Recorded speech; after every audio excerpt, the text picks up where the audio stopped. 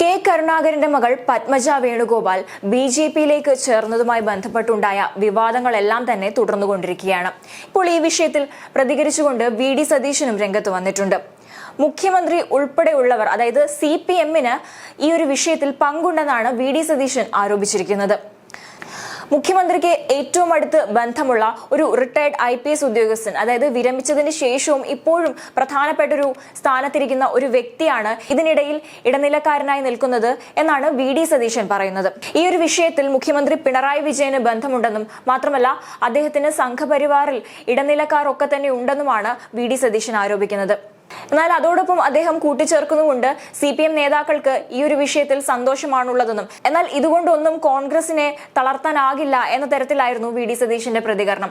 അത്തരത്തിലുള്ള തെറ്റിദ്ധാരണകളൊന്നും വേണ്ട, കോൺഗ്രസിന് യാതൊരു വിധത്തിലുള്ള പ്രശ്നങ്ങളുമില്ല. മാത്രമല്ല വരും ദിവസങ്ങളിൽ അല്ലെങ്കിൽ അടുത്ത ദിവസം തന്നെ കോൺഗ്രസിന്റെ സ്ഥാനാർത്ഥി പട്ടികയുമായി ബന്ധപ്പെട്ട വിവരങ്ങളെല്ലാം തന്നെ പുറത്തുവിടുമെന്നും ഇത് സംബന്ധിച്ച തെളിവുകളെല്ലാം പുറത്തു കൊണ്ടുവരും എന്ന തരത്തിലാണ് വി.ഡി. സതീശൻ സംസാരിച്ചത്.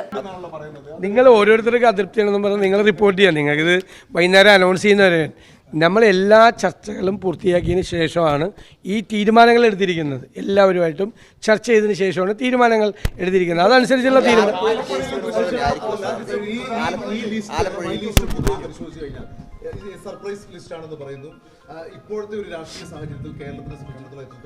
ഇതൊക്കെ ഞാൻ ലിസ്റ്റ് പുറത്തു വന്നു കഴിയുമ്പോൾ ഞാൻ പറയാം. നമ്മൾ ഇന്ന് വരുമെന്ന് ഞാൻ പറഞ്ഞല്ലോ. ഒരു മാറ്റമില്ല. ഇന്നലെ തീരുമാനിച്ചെങ്ങനെ ഞങ്ങൾ മാറ്റണത്? ഇന്നലെ ഇന്നലെ CEC 16 സീറ്റുകളിലും തീരുമാനം എടുത്തിട്ടുണ്ട്. ആ തീരുമാനം ഇന്ന് അതിൻ്റെ നടപടിക്രമങ്ങൾ പൂർത്തിയാക്കി ബാക്കിയുള്ള സീറ്റുകളൊക്കെ പ്രഖ്യാപിക്കുന്നതിൻ്റെ കൂടെ ഒരു വ്യത്യാസമില്ല.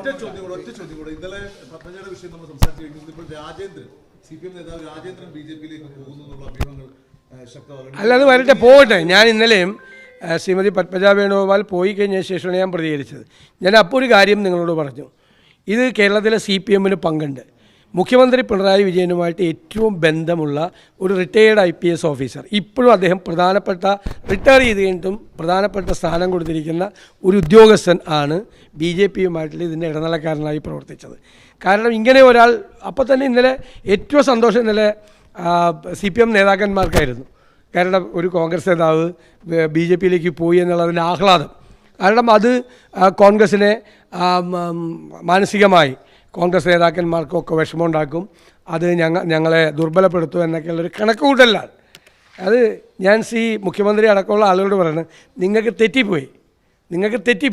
അത് വരാനിരിക്കുന്ന ദിവസങ്ങളിൽ ഞങ്ങളതിൻ്റെ മറുപടി, ഇപ്പോൾ ഈ സ്ഥാനാർത്ഥി നിർണയം ഉൾപ്പെടെയുള്ള കാര്യങ്ങളിൽ കൃത്യമായ മറുപടി പറഞ്ഞുകൊണ്ട് കേരളത്തിലെ ജനങ്ങൾക്കത് ബോധ്യമുണ്ടാവും. കറക്റ്റായിട്ട് ആരാണ് സംഘപരിവാറായിട്ട് പോരാടുന്നത് എന്ന് കൃത്യമായി ബോധ്യമാവും. ആരാണ് സംഘപരിവാറുമായിട്ട് സന്ധി ചെയ്തിരിക്കുന്നത് എന്ന് കേരളത്തിലെ ജനങ്ങൾക്ക് ബോധ്യമാവും.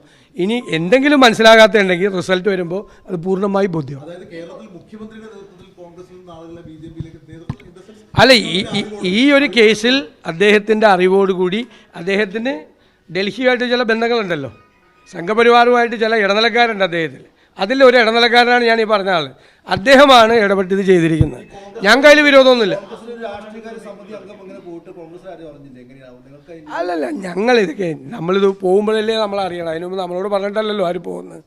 ഞാൻ ഇന്നലെ കൃത്യമായിട്ട് പറഞ്ഞു, അവർക്ക് പരാതി പറയാനുള്ള ഒരവസരവും ഞങ്ങൾ ഉണ്ടാക്കിയിട്ടില്ല. പരാതി പറയാൻ സാധാരണയിൽ കവിഞ്ഞ അനർഹമായി അവർ പറഞ്ഞ കാര്യങ്ങൾ മുഴുവൻ ചെയ്തിട്ടുണ്ട്. എത്രയോ വനിതാ കോൺഗ്രസ് നേതാക്കൾ, മഹിളാ കോൺഗ്രസ് നേതാക്കൾ എത്രയോ കഷ്ടപ്പെട്ട് കേരളം മുഴുവൻ ഓടി നടക്കുന്ന അവരോട് പോലും ഞങ്ങൾക്ക് കാണിക്കാൻ പറ്റാത്ത നീതി ഇവരോട് ചെയ്തിട്ടുണ്ട്. അപ്പോൾ അവർക്ക് ഒരു കാരണവശാലും ഒരു കാരണം അത് പറയാൻ പറ്റില്ല.